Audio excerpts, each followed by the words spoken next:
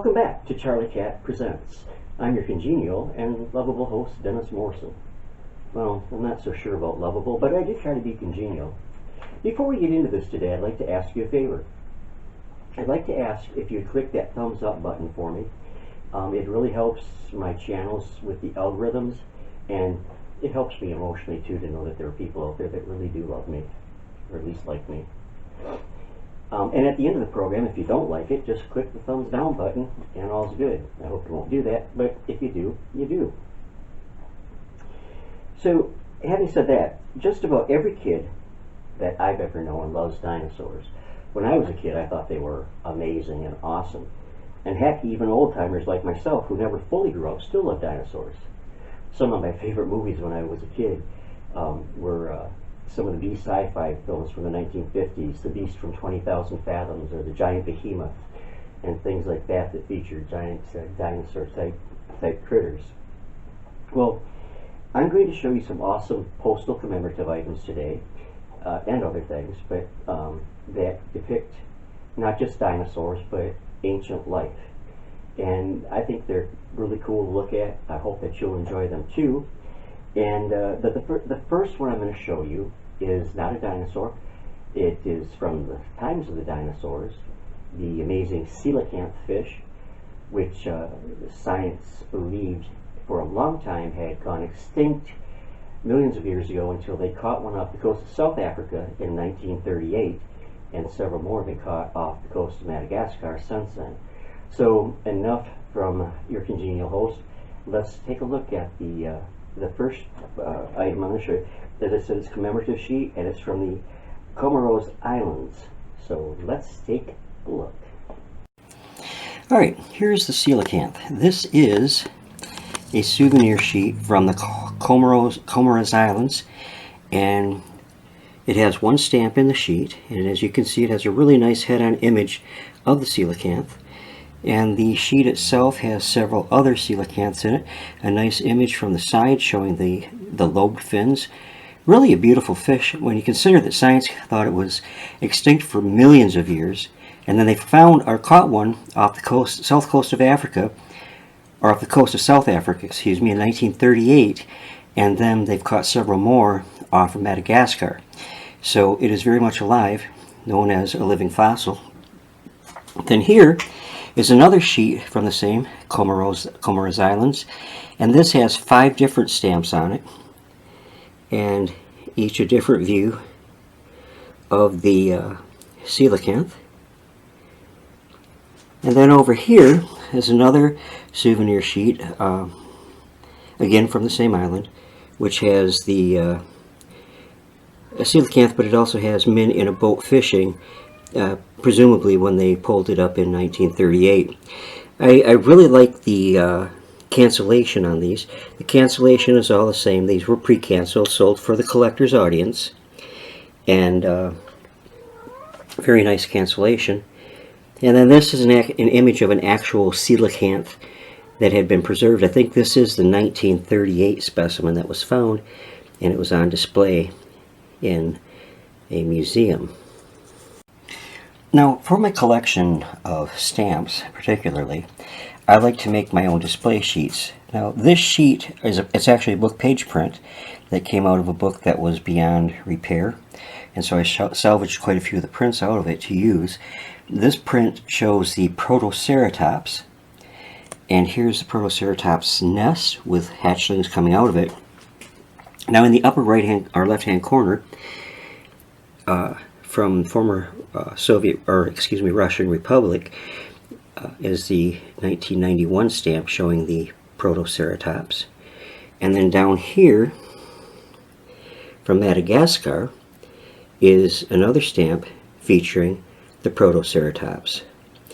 Being able to combine them on sheets like this, or prints, book page prints like this, makes for a really nice, interesting display.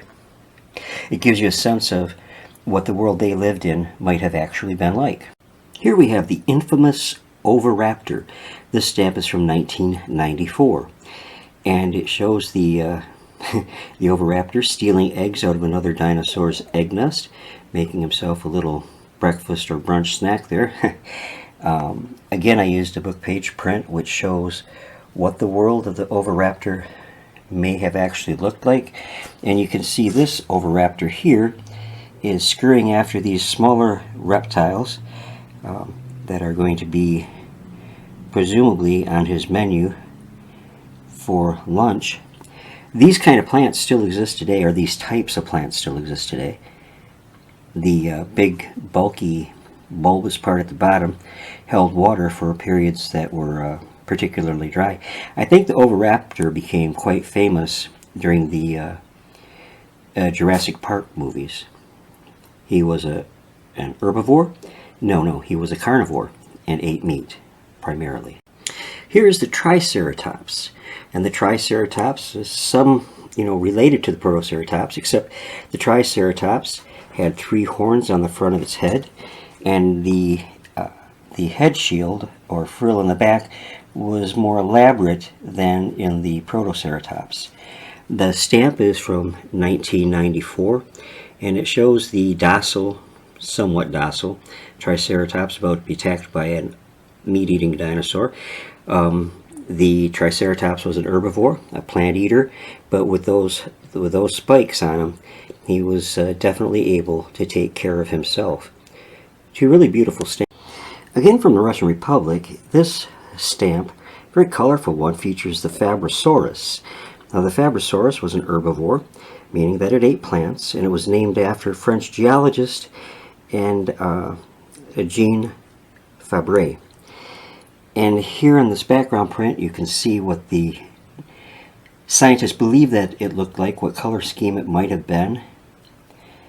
And really, really cool background. If you notice the trees in the background here, those are, I believe, calamite plants, and they were related to the horsetail plant that you find in swampy areas today. Today they grew about 2 feet tall. Back then they grew 30, 40, 50 feet tall. But another really nice colorful dinosaur stamp. The good old docile Stegosaurus was a favorite of mine when I was a kid collecting plastic dinosaur models. This stamp shows the Stegosaurus about to be attacked by a Tyrannosaurus Rex back there, and it's from 1994. And then this stamp up here, again from a Russian Republic, shows the Stegosaurus with one interpretation of the color scheme. In the background print, the Stegosaurus is being attacked by a Tyrannosaurus Rex again.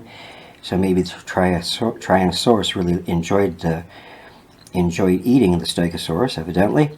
I don't think I would have wanted to mess around with it, because even though it was an herbivore and ate plants, it had a spiked tail that could do a number on a Tyrannosaurus or any other dinosaur that was not being very careful when attacking the Stegosaurus. Now, I'd love to be able to tell you the name of this particular dinosaur, but I can't pronounce it, to be quite honest with you.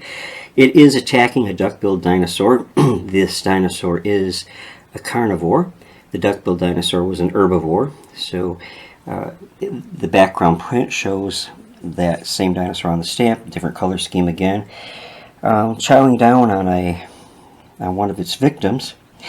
Interestingly, in this print, though, to me, are these little crocodile or alligator type creatures that are swimming around, probably waiting for morsels to drop off for them to eat.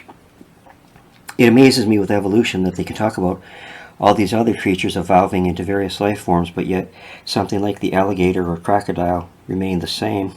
It doesn't make a whole lot of sense to me. But at any rate, again, very nice stamp, 1994, and a very nice background print depicting part of a still life from this dinosaur's existence. Another favorite of mine was the Dimetrodon, which is what this guy is, or the sailfin dinosaur, so called because of the big fin on its back. It was a carnivore, looking very wicked within the face there. Nice set of teeth, nice choppers there, dude. And another one in the background. This one here is eyeing a little aquatic reptile that's swimming away, hopefully to get away from him, doesn't want to be consumed and ultimately pooped out by the Dimetrodon. But again, it's a fascinating looking dinosaur. It boggles my mind all the amazing, unlimited forms of life that God created. Now, the woolly mammoth, of course, was not as ancient as the dinosaurs, but still quite ancient. It existed alongside man, according to science. And up here we have a souvenir sheet from Cuba that shows a woolly mammoth in the stamp, and then it's the African elephant or descendant of it from today. The woolly mammoth here is trying to fend off a group of hungry wolf type critters, and interestingly, I actually got to be in on part of an excavation with my friend Jerry Wagner up in Tawas, Michigan, of a Jefferson mammoth a number of years ago, quite a few years ago now, that was found in when a farm pond was being excavated by John Henry, who had a construction company up there in Tawas. Fascinating creatures, and provided a lot of meat and clothing for the humans that hunted them down. Now, on this very colorful sheet, we have a number of stamps from Tanzania, and there's two at the bottom from other countries. I can't read the language. One is from Sahara, and the other one I'm not sure. They're all from the 1990s, but again, the Tanzania ones are very colorful. These ones show the feathered dinosaurs. Of course, now most depictions you see of dinosaurs are feathered. I don't know how they came up with that, but they now say that many of them were. And then scanning down, here we have T-Rex in the center, and Ankylosaurus, I believe, on the left. And I'm not sure what this dude is here on the right. But these are against a print that shows the duck-billed dinosaur, fairly docile creature that was an herbivore, ate plants, mostly aquatic plants. And this one, you can see, is actually chowing down on an aquatic salad there for lunch while a little turtle swims by him.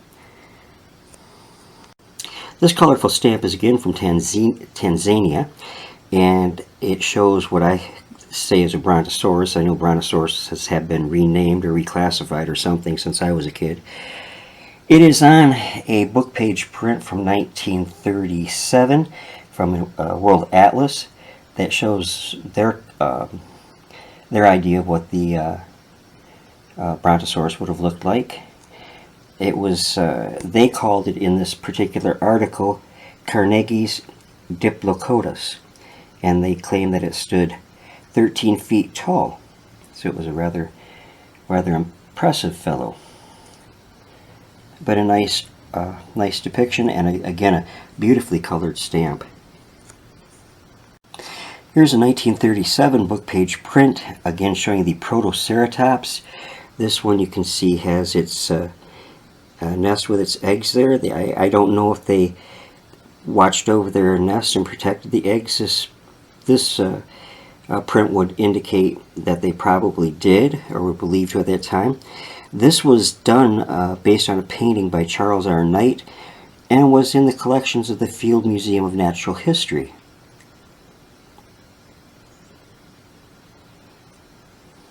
This book page print, also from 1937, is titled The Ancestor of the Whale. I don't know if it is actually the ancestor of the whale. It is the Ichthyosaurus, the apex predator of the prehistoric oceans. Look at the set of teeth in that Ichthyosaurus's mouth, and you can understand why it was the apex predator. They were abundant, and fossil specimens of them are quite abundant. But they were definitely the kings and queens of the prehistoric oceans. This was, again, from the Field Museum of Natural History, and again, based on a painting by Charles R. Knight. And then here we have the mighty Mesonix, again, 1937 image. This one had been in the American Museum of Natural History. He is or was a mammal. You can see here that he was chowing down on some unfortunate creature. He was a carnivore like most mammals are. At least I know I'm a carnivore. Give me a dead cow anytime and I'm happy. I'm sorry, that was kind of crude. Forgive me for that if you would please. They say that it resembles in some ways the modern Tasmanian wolf. I'm not familiar with that animal, but a very interesting depiction here. Very nice. Now, the CEO of Charlie Cat Productions, Charlie Cat, would not be happy if I did not show a prehistoric ancestor of his. And so here's a stamp from 1990s that shows the saber-toothed tiger. And it's against a book or a magazine page print from the 1950s National Geographic magazine, showing the fierce and ferocious saber-toothed tiger attacking this moose-like creature with an amazing set of antlers. And there's another saber-toothed tiger up on its back going for the kill, and two humans in the background watching on like, hey man, we're going to just wait here until they do the job, and then we're going to come in and we're going to eat up those remains. So they were going to get well fed too, I suppose. But looking at Charlie, it's kind of difficult to believe that that sleek little mini Black Panther could be related to a vicious creature like this. But I've seen Charlie when he would put a Klingon to shame.